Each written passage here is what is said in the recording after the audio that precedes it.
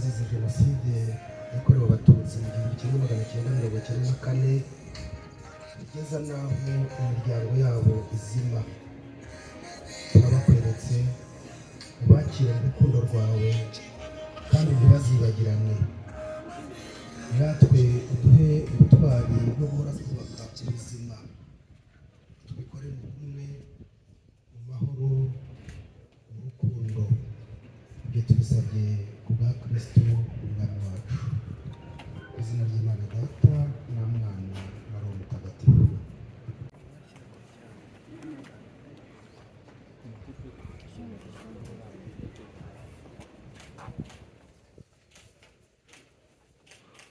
murakoze. Ndagira musabe abasenateri bari aha bose bigira imbere barahereza ururabo bunamire abatutsi bashyinguwe muri urwo rwibutso.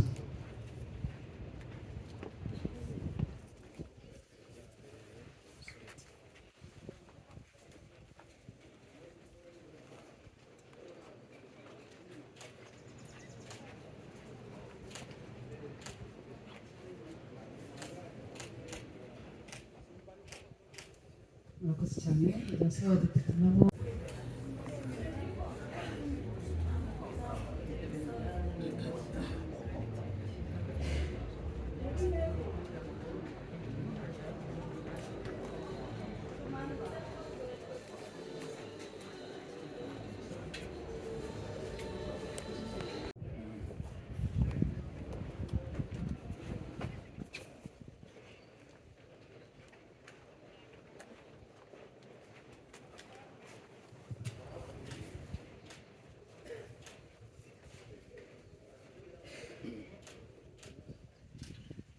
murakoze. Musabe abagize inama y'umutekano itaguye y'intara yacu y'Iburasirazuba bigira imbere babahereza ururabo bunamire izi nzira.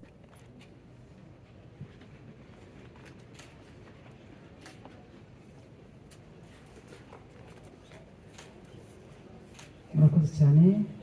kugira ngo musabe perezida w'inama njyanama y'akarere ka Ngoma yigira imbere, Avega yigira imbere bamuhereze ururabo.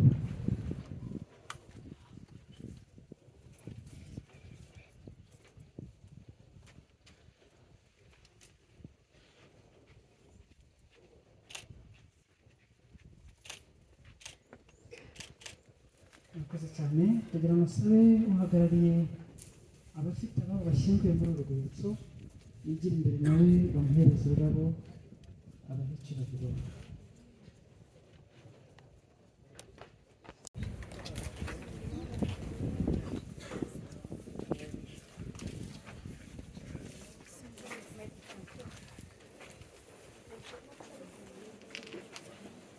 murakoze. murakoze cyane. ikindi bakatuyasabye indi gahunda tugiye kuyikomeza kuri stade ya Safi Mukunda, ariko kubera ko tugiye gukora urugendo tuganayo ndaza gusabira kuko ruri hafi ifasha abantu muri iki gikorwa uburyo tugenda neza umutuzo kandi turi muri icyo gikorwa nyir'izina nk'uko tubigomba. icyubahiro tugomba abacu bapfuye tunabisaba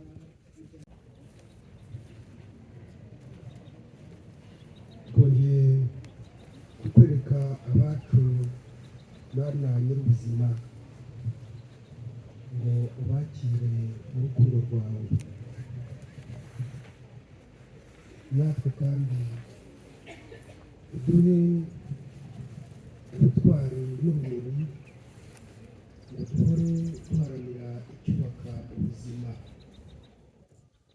tubutoze n'abato, maze umuco w'ubuzima abantu babanamo amahoro, ubumwe, ubusagambe.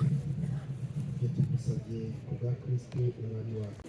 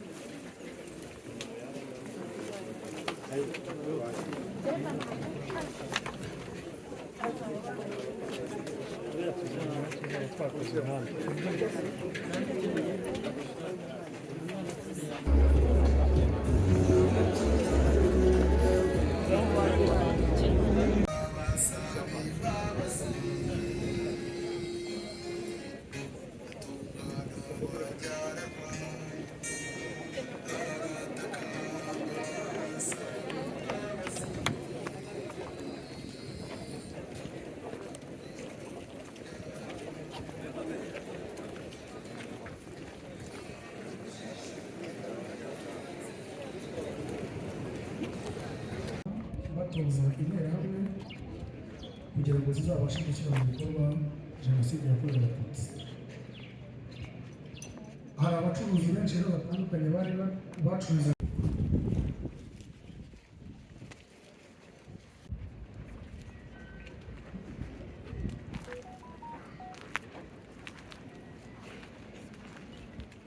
izina ry'Imana Data na Mwana na Roho Mutagatifu. Wowe mugenga w'abariho n'abatakiri kuri iyi si, ukweretse abacu batakiri kuri iyi si bazize jenoside yakorewe abatutsi. Wakire mu rukundo rwawe kandi turagusaba ko azibagirana. Natwe tuzirikana ko mu ijambo ryawe guhorana ineza, guharanira ubutwari, kugira ngo ibyo dukora byose ushaka gikorwe munsi nk'uko gikorwa mu ijuru. Funguro ridutungura uduhe none, tubabarire ibicumuro byacu kuko natwe tubabarira abaducumuyeho, ntudutererane mu bitwoshya ahubwo dukize icyago. Ku izina ry'Imana Data na Mwana na Roho Mutagatifu, amen. Totezwa akagera aho yicwa akazira. Baza gusaba abayobozi bakuru turi kumwe baba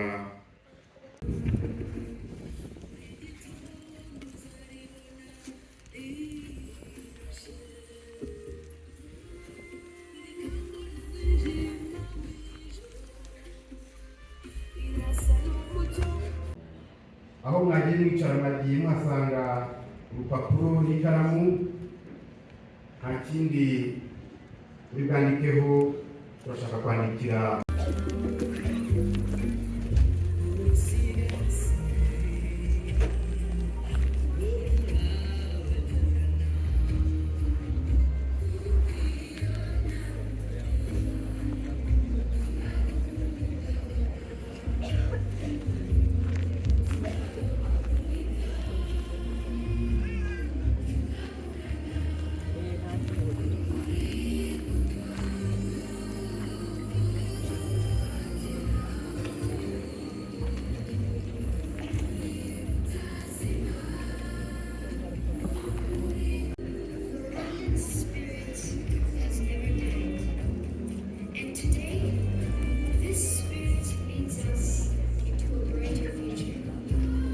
mbabwire mwese ngo nimukomere.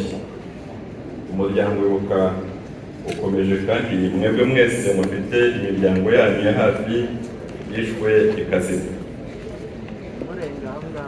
Aha mu karere ka Ngoma twaje kwibuka abatutsi barenga 45,000 bahurukiye ku rwibutso rwa Rukumberi, 25,000 bari mu rwibutso rwa Kibungo, abarenga 12,325 bari mu rwibutso rwa Zaza, abarenga 4,152 bashyinguwe mu rwibutso rwa Mutenderi, 2,762 bari mu rwibutso rwa Rukira, 575 bashyinguye mu rwibutso rwa Rukoma, n'abandi bose dutegereje kumenya aho bajugunywe ngo tuzabasubize icyubahiro bambuwe kwitwa nabi.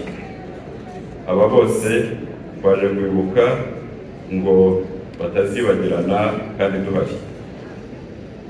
Ku miryango yazimye burundu, ibarura ryakozwe guhera mu mwaka w'ibihumbi 2009 kugera mu mwaka w'ibihumbi 2019 rigaragaza ko imiryango 15,593 igizwe n'abantu 68,871 yishwe ikazima muri Jenoside yakorewe Abatutsi, kandi nk'uko byajya bivugwa ubushakashatsi bukaba bugikomeza.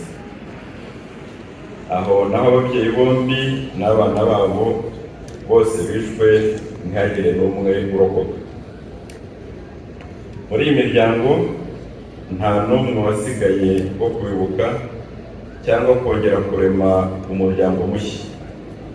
Muri aka karere ka Ngoma konyine nk'uko byavuzwe, imiryango 704 yari igizwe n'abantu 2,915 yarishwe irazima. Nitwe rero twasigaranye inshingano yo gukomeza kubabeshaho. Niyo mpamvu twavuye mu bice bitandukanye by'igihugu tugahurira aha ngo tubibuke.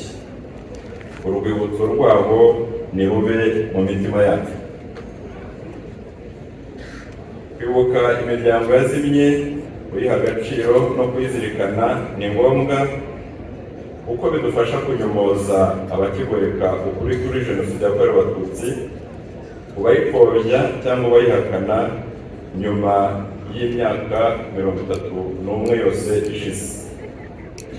Iyo turi aha ni inzira nziza yo kubima umwanya no kubamagana, cyane cyane ko kuva aho Jenoside ihagarikiwe ubuyobozi bwacu bwahisemo kubakira ku mateka ataboretse no gutanga icyerekezo cyo kubaho kw'igihugu cyacu buri munyarwanda yibonaho. Niyo mpamvu umuryango Ibuka ushimangira ko kwegeranya amazina, amafoto n'ubuhamya bw'abiciwe Abatutsi ari intwaro ikomeye mu kurwanya ihakana n'ipfobya rya Jenoside. Turashima Leta y'Ubumwe bw'Abanyarwanda inyuze muri Minisiteri y'Ubumwe bw'Abanyarwanda n'inshingano mboneragihugu, nayo isanga ibi ari ingenzi ndetse ikaba imaze gukora byinshi muri uru rwego. Dukwiye kandi guhora twiyubakamo imbaraga zo guhangana n'ikwirakwizwa ry'ingengabitekerezo ya Jenoside hanze y'imipaka yacu. Muri Repubulika ya Demokarasi ya Kongo, abasize bahekuye u Rwanda bibumbiye mu mutwe wa FDLR baracyakomeje umugambi wabo wo gukora Jenoside. Ingengabitekerezo ya Jenoside n'amacakubiri bakomeje gukwirakwiza ibangamiye Abanyarwanda, umutekano n'ubusugire bw'igihugu cyacu. Niyo mpamvu dushima kandi dushyigikiye ingamba u Rwanda rwafashe z'ubwirinzi. Insanganyamatsiko y'uyu mwaka ntituzazime ndiho itwibutsa ko abacu barimbuwe badakwiye kwibagirana. Mu rwego rwo kuzirikana imiryango yazimye, twese nk'Abanyarwanda ni ngombwa ko twiyemeza ko buri wese afite uruhare mu kubungabunga amateka yabo. Twese mu nshingano zacu, cyane cyane ababyeyi, abarezi n'abayobozi mu nzego zitandukanye, tugomba gusangiza ababyiruka ukuri kw'aya mateka. Tuzirikane imiryango yazimye, tumenye amazina y'abari bayigize, tubike ibimenyetso by'amateka, dushyireho n'ibindi birango byerekana aho biciwe. Twandike ubuhamya, tubibuke mu nzu z'ibitabo no ku mbuga nkoranyambaga. Dukoreshe inzira zose maze amateka yabo azahoreho. Mu rwego rwo kubungabunga aya mateka, umuryango Ibuka ufite umushinga wise gusigasira ubuzima bwabo, documenting their lives, ugamije kwandika igitabo gukora filime ndangamateka no gukora ububiko bw'ikoranabuhanga bizashyira ahagaragara inkuru z'imiryango yishwe ikazima. Tuzakusanya amakuru, amafoto n'ubuhamya kugira ngo hatazagira uwibagirana. Tubinyujije mu bubiko ayo mateka mu buryo bw'ikoranabuhanga no gusangiza izo nkuru rubanda, tuzaba twubatse urwibutso rugaragara rw'abacu, kandi urwo rwibutso ruzaba rukoze ku buryo rworohereza buri wese kurusura akamenya amateka ya Jenoside yakorewe Abatutsi, by'umwihariko imiryango yazimye. Muzadushyigikire tubigereho mu gihe cya vuba. Mu gihe kandi nk'iki ni umwanya mwiza wo gushima ubutwari n'ubudaheranwa by'abarokotse. Hari abahuye n'agahinda katagereranywa ariko bakomeza gutanga umusanzu wabo mu kubaka igihugu. Umuryango Ibuka kandi uzirikana ukanashima ubutwari bw'ingabo za FPR Inkotanyi zari ziyobowe na Nyakubahwa Perezida Paul Kagame, zarokoye Abatutsi bicwaga mu gihe isi yose yareberaga. Izi ngabo zabohoye u Rwanda zitanga ubuzima, none imyaka 31 irashize turi mu mutekano kandi kubaka amahoro arambye. Izi ngabo z'Inkotanyi zaburijemo umugambi mubisha wo kurimbura imiryango yose y'Abatutsi yari ku butaka bw'u Rwanda. Iyo zitahaba, iyo tazigira, ntabwo tuba twicaye aha ngaha, ibyo byose.